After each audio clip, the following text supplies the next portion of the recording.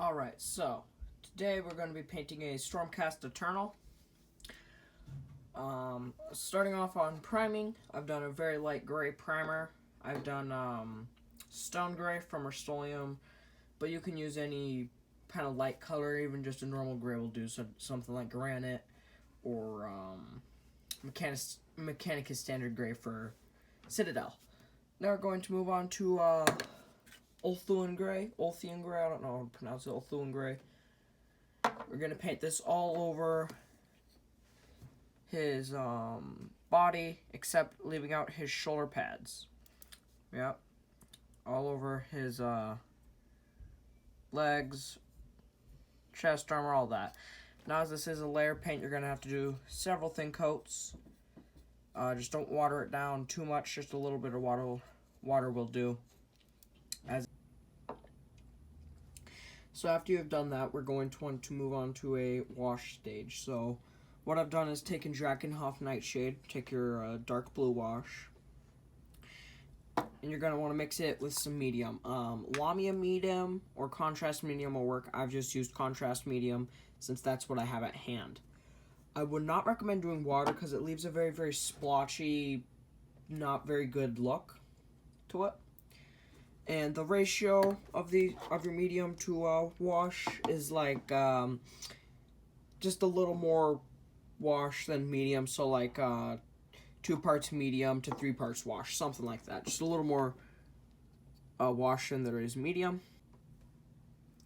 Alright, so after we have applied that, as you can see, it's not looking very white right now. It's looking more of a light blue.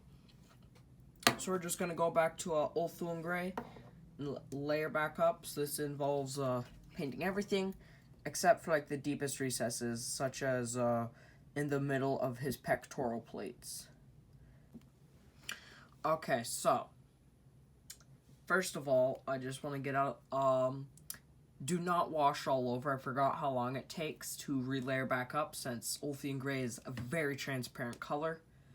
Just only apply the washing to the recesses. Okay, that'll be far more efficient to get what the same result. So now we're going to move on to a pure white.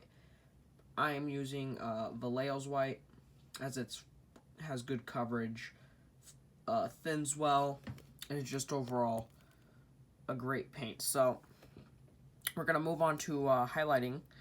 For this, I recommend to just kind of take your time. If you want to, you can do 2 thin coats, depending on what brand you're going to need. Depends how many brands you're using.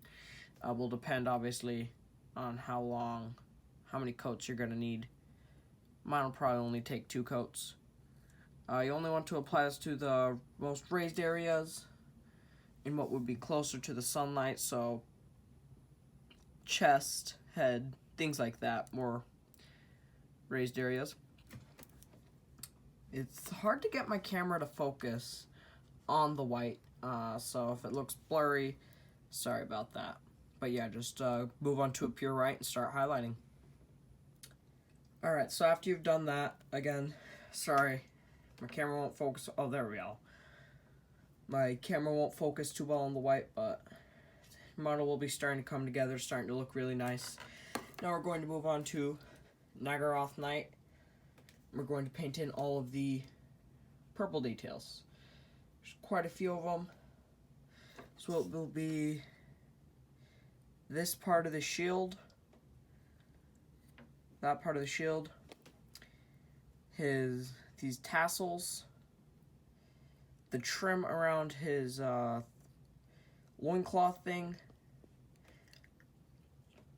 and of course the shoulder pads. So yeah, I'm just gonna go around painting all those details. Alright, so after we have done that with Nagaroth Night, we're then going to move on to purple from Vallejo. I don't exactly know a Citadel equivalent, but some sort of medium purple. Make sure to thin it down with some water, as always. Sorry, I should have prepared it beforehand. but that's alright. Alright, so now we're going to layer up all of the purple with this, leaving out the deepest recesses. So just get at it. This will take a while, but in the end, the result is worth it. Right, so after we have done that, starting to look very nice, we're going to move on to Gene Stealer purple. Very nice, bright purple. And we're going to do essentially the same thing, but a lot less. So basically, we're just going to be picking out the most sticky outy bits, protruding pieces. That's the term. Most protruding areas, and sticky outy bits, as Midwinter Minis would call it. This will be our final highlight, and you can always come back and neaten it up if you want. Alright, so after we have completed that step, the purple will look very nice. Just so you guys know, on the shield it was very broad, very clear distinction, so I actually just went in, I mixed Gene Stealer purple and our purple together, and just kind of ease that transition. Our next step will solve most of that, so that's entirely optional. But if you want to, yeah, that's what I did at least. So now we're going to take Druchii Violet. This will help blend all the different layers together, as well as deepen the recesses.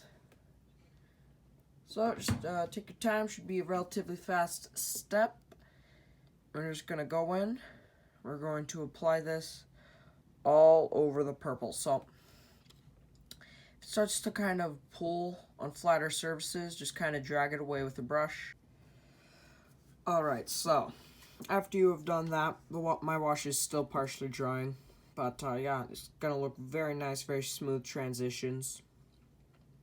Now we're gonna move on to the black details. So for this, we're gonna take Black Templar Contrast, and yeah, so we're just gonna paint it all in. So this includes the little tiny blades, and the handle, sheath, all that, the chainmail, as well as the breaks in the armor.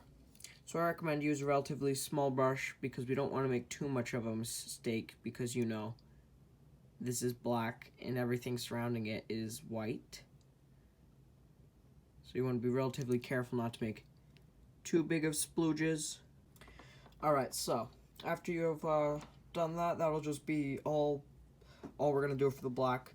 Since small detail doesn't need too much more work, and the contrast effect will do most of the highlighting and all that. Now we're going to move on to Retributor Armor. Make sure to thin it down with water, as always, and start painting in the gold details. This includes trim, like lightning bolts around the armor, like there for example, and any other gold details that you can find. Alright, so after we've done that stage, we're going to move on to Druchii Violet and apply this all over the gold.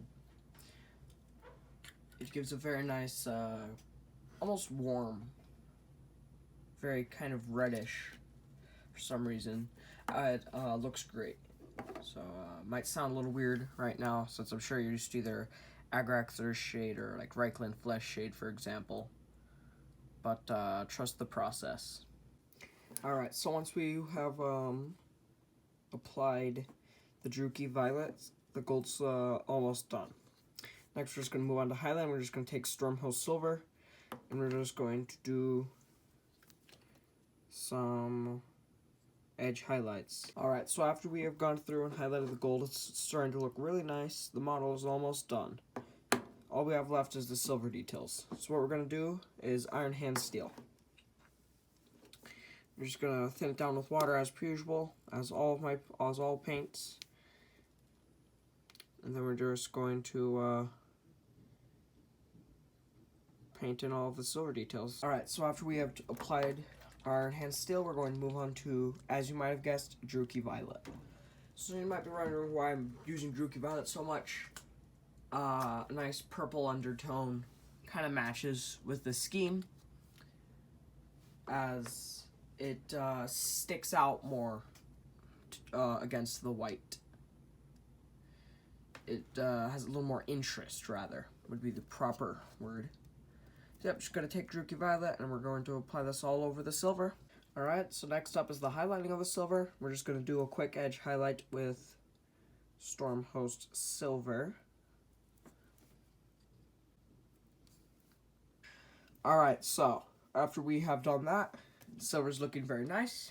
Now we're going to move on to Mephiston Red, paint in the haft of the handle, I believe it is, or the shaft of the handle of the weapon. I don't know what it's called. Alright, so after we have done that, the most everything is complete except for the parchment or scrolls or whatever.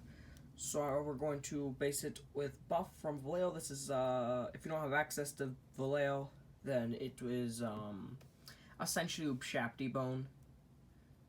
Would be a Citadel equivalent. Make sure to thin it down as always, and we're just going to paint in.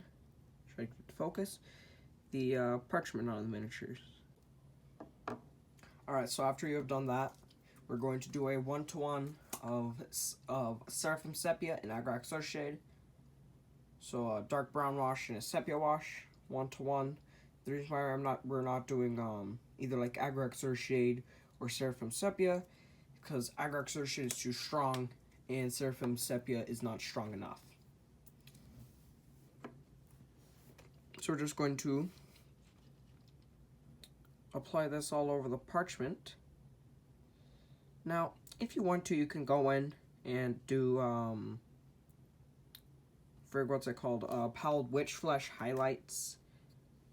I'm not, because that's such a small detail to get highlighted.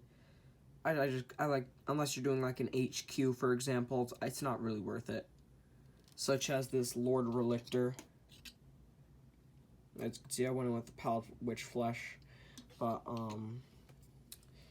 for small details like this, on your kind of rank and file, it's not really worth it. Just make sure to get it into the actual engravings. Yeah, all that's left is to base the model, and that'll be it. Alright, and with that, that will conclude this Stormcast Eternal painting tutorial.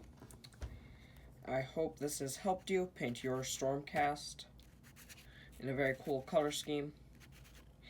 If you're wondering how I based him, I just did Sterling Mud, dry brush of Carrickstone, wash of Agrax Earthshade, and Nurgling's Rot for the slime. As I want it to be kind of a Nurgling base. Anyways, yeah.